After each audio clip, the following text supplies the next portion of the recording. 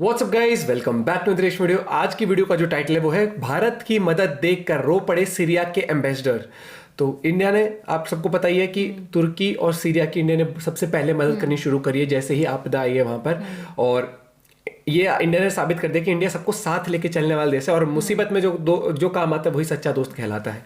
तो इंस्पाइट तुर्की हमारे साथ इतने अच्छे कंडीशन है फिर भी इंडिया बढ़ जाएगा। तो देखते हैं आज सीरिया के एम्बेसडर ने क्या कहा है और पाकिस्तानी पब्लिक का भी क्या रिएक्शन है इस वीडियो के अंदर। 1 2 3 and let's go. We are very happy to say that India, from the very moment, expressed the wish to be with Syria in this very hard time. When the brothers at the Ministry of External Affairs of India told me that now we have a ready plan to help Syria and to send the possible fast relief equipments. अब Bharat Syria की तरफ भी ध्यान दे रहा है। तो भारत के अंदर दो बातें हैं, एक तो काबिलियत और क्षमता भी है और हमारे पास ये अभी जो नेशनल डिजास्टर रिस्पांस फोर्स की एसओपी बहुत अच्छी है। तुर्की के जो हालात हैं, तुर्की और सीरिया के, इंडिया वहां पर मदद पे मदद कर रहा है। एक के बाद एक फ्लाइट इंडिया की वहां पर तिब्बी इमदाद लेकर पहुंच रही है। इंडियन आर्मी ने जो है वो जान की बाजी लगा दी है, कोई कसर नहीं छोड़ी उनकी हेल्प करने में। टर्की के साथ साथ सीरिया की तरफ भी हम सबको देखना चाहिए, वो इंडिया हो, पाकिस्तान हो या इस रीजन के अलावा अरब दुनिया हो। दोस्तों, एक पाकिस्तानी आदमी ने कमाल का काम कर दिया। $30 मिलियन एक पाकिस्तानी गया टर्किश एम्बेसी जो कि अमेरिका में था, उसके अंदर घुसा, चुपचाप $30 मिलियन दिए और वापस आ गया। तालिबान इंडिया सरकार के साथ के हमें डायरेक्ट फ्लाइट चाहिए कंदाहार से, कंदाहार टू दिल्ली। भारतीय फौज को भी जम्मू कश्मीर में जो लिथियम व्हाइट गोल्ड एक जखीरा मिला है 5.9 मिलियन टन के करीब लिथियम। आलमी मार्केट में इसकी बड़ी हाई डिमांड है। स्पेशली मैं तालिबान को बोल रहा हूँ, उनको अपने आप को प्रूव करना होगा। आपने सबसे पहले कश्मीर को एक्सेप्ट करना होगा और ये इंडिया की सरकार को जो है ये पॉइंट सामने रखना चाहिए। इसमें कोई शर्म की बात नहीं है भाई। लेकिन इंडिया ने जब से अनाउंसमेंट करी है तब से दुनिया में थोड़ी सी हलचल हो गई है। लिथियम जो है ना, लिथियम ये इससे बैटरीज बनती हैं। मेन रीजन यहाँ पे बनता है दोस्तों कि पाकिस्तान बेकारी हो गया। अब एक बेकारी से एक बंदा क्या दोस्ती रखेगा? अब तालिबान भी बेकारी और पाकिस्तान भी बेकारी। अब बेकारी से दोस्ती रख के फायदा तो नहीं है ना।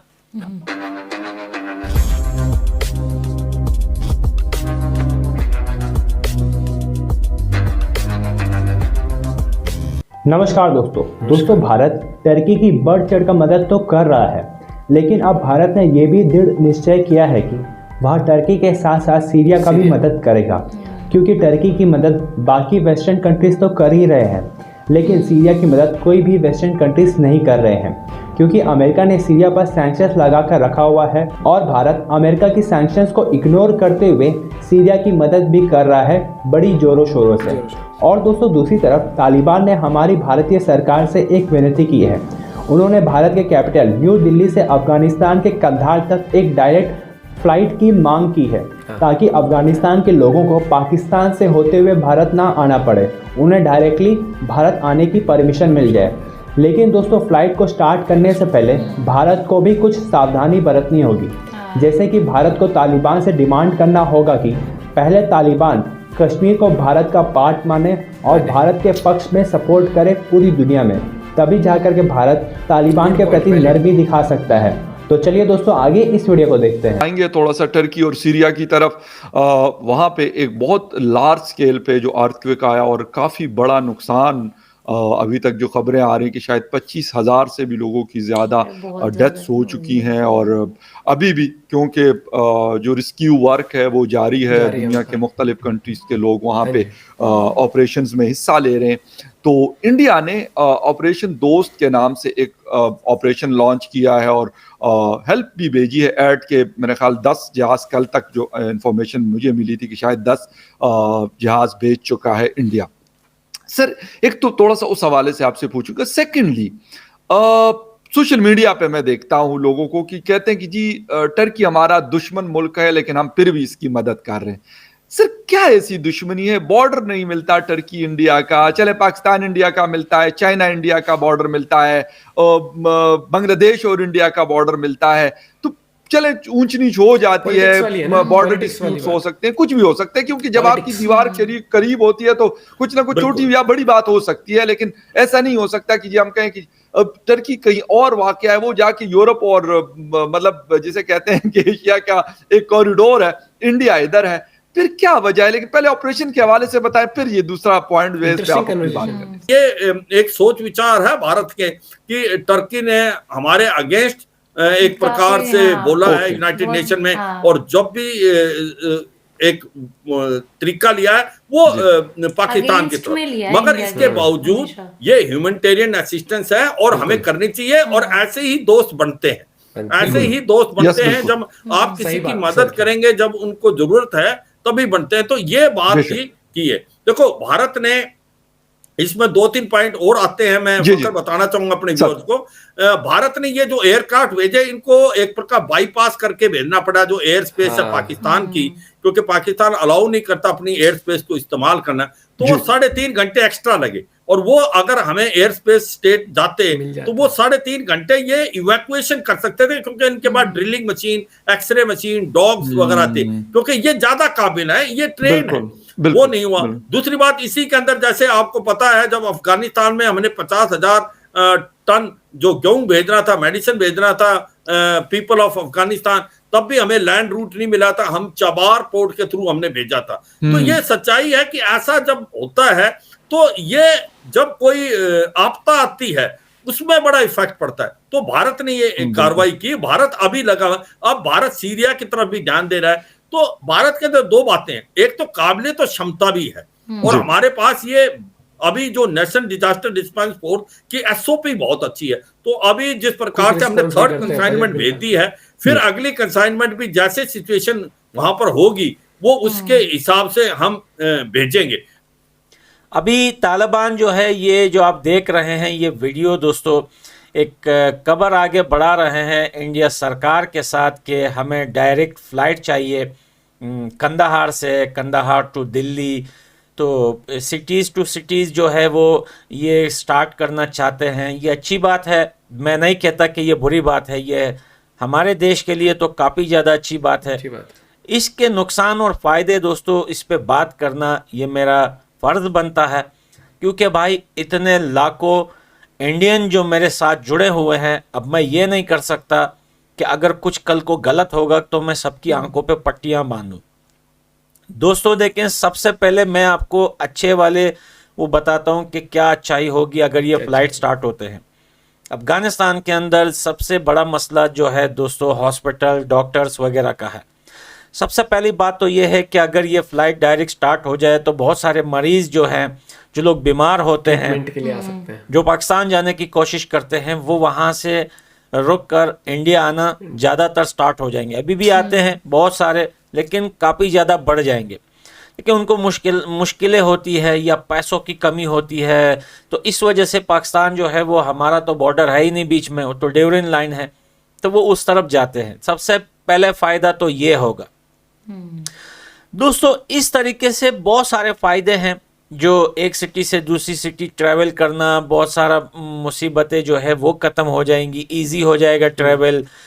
लेकिन दोस्तों हम थोड़ा सा अगर मेन पॉइंट पर सोचें कि भाई पहले तालिबान को अपनी सरकार मजबूत करनी चाहिए, फिर वो किसी देश से मांग करे कि भाई हमारी सिटी डायरेक्ट फ़्लाइट चाहिए, हमें यहाँ से कंधार टू दिल्ली चाहिए, कंधार टू मुंबई चाहिए या कहीं और चाहिए। लेकिन पहले अपना सरकार को थोड़ा मजबूत करना है। वो बात मैं क्यों कर रहा हूँ, सुनिए दोस्तों। तालिबान को पहले ये प्रूफ करना होगा कि क्या आपके पास, आपके जो ग्रुप्स हैं, क्या आपके ग्रुप्स में ऐसे बंदे हैं जो पाकिस्तान के हैं। सबसे पहले आपने वो देखना होगा, उनको निकालना होगा, साफ सुथरा करना होगा, आपने अपने माइंड को बनाना होगा, आपने सबसे पहले कश्मीर को एक्सेप्ट करना होगा जो इंडिया का था, है और रहेगा। ये तो बात की बात है कि इंडियन सरकार क्या जवाब देती है, उससे पहले जो हम सोच रहे हैं वो बहुत जरूरी है। आपने इंडिया को कॉम्प्लीटली एक ब्रदरहुड, एक अच्छा फ्रेंडशिप, एक अच्छा जो है वो दोस्त मानना पड़ेगा। उसके साथ जो है आपने प्रॉमिस करना पड़ेगा, उसके बाद आप मांग भी करेंगे तो कोई मसला नहीं है। कोई मसला नहीं है। फ्लाइट डायरेक्ट तो वो खुलने में तो क्या है, वो तो सिर्फ जो है गवर्नमेंट की तरफ से एक साइन होगा, खुल जाएगा। लेकिन नहीं, उसके पीछे बहुत सारी बातें भी हैं। अब आप देखें, हो सकता है कि पाकिस्तान से बहुत सारे लोग अफगानिस्तान में आए। अफगानिस्तान की सरकार तो आप देखें कि तालिबान की है, ज़्यादातर एजुकेटेड लोग नहीं है। किसी भी तरीके से वो पासपोर्ट बनवा के वो ट्रेवल कर सकते हैं Afghanistan to India. Valid point. हाँ, मतलब अगर देखो ये बात मैं भी ये कहूँगा कि अगर, क्योंकि इंडिया ने बजट भी निकाला अफगानिस्तान के लिए, नो डाउट 200 करोड़ का, तो अगर ये रिजम्पशन चाहते हैं फ्लाइट का, तो कुछ चीज़ें होती है कि एक कंट्री आपको तभी आना जाना प्रेफर करता है, उनका रिलेशन और बेटर, कि जब वो थोड़ा सा आपसे एक माइंडसेट मिले थोड़ा सा, और वो चीज़ एक्सेप्ट करे। देखो कश्मीर को एक इंडिया का हिस्सा मानना और इंडिया के साथ स्टैंड लेना में मुझे नहीं लगता अफगानिस्तान को कोई नुकसान है। कोई नुकसान नहीं हो, जबकि रिलेशंस और इंडिया बढ़ चढ़ के ही उनके लिए बहुत कुछ करता है। ये चीज़ हमने देखी है। और प्लस ये चीज़ है, वो सब होगा तो फिर लोग ट्रीटमेंट के लिए पाकिस्तान की जगह इंडिया भी आएंगे, बहुत चीज़ होंगी।